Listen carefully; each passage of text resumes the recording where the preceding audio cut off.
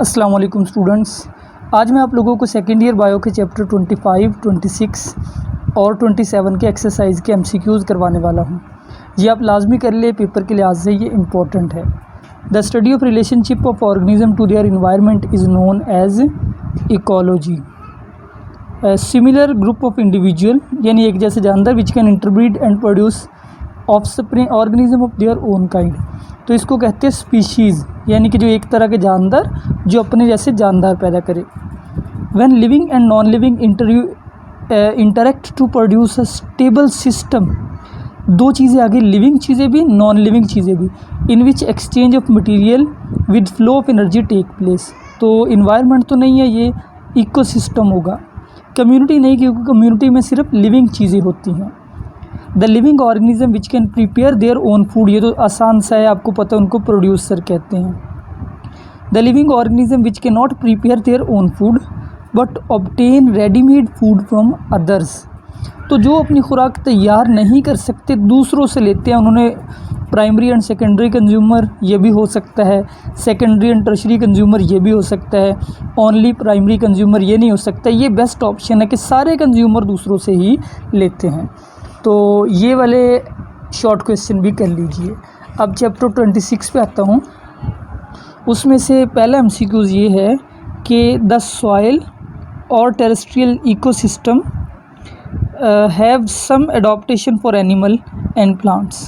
तो जो लैंड के प्लांट है और एनिमल है, उनके अंदर जो ट्रेट होती है वो है सपोर्टिंग टिश्यूज़।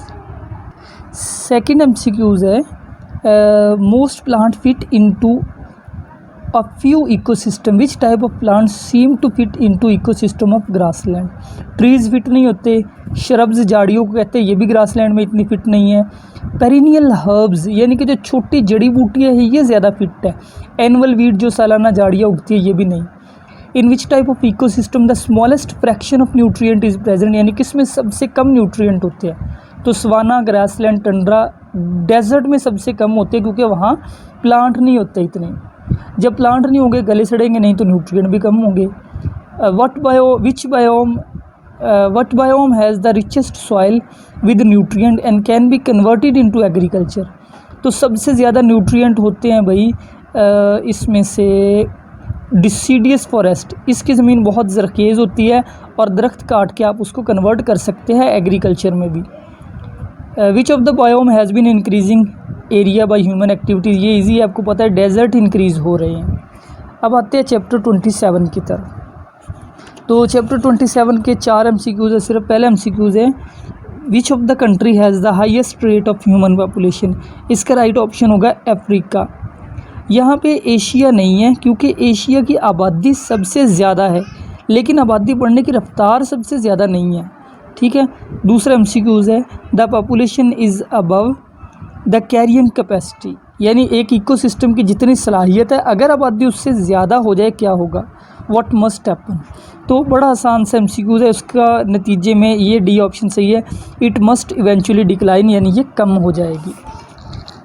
नेक्स्ट है what is principal source of energy, यानी कि पूरी दुनिया में सबसे मेन एनर्जी का सोर्स क्या है, तो वो आपको पता ही है कि सोलर एनर्जी है।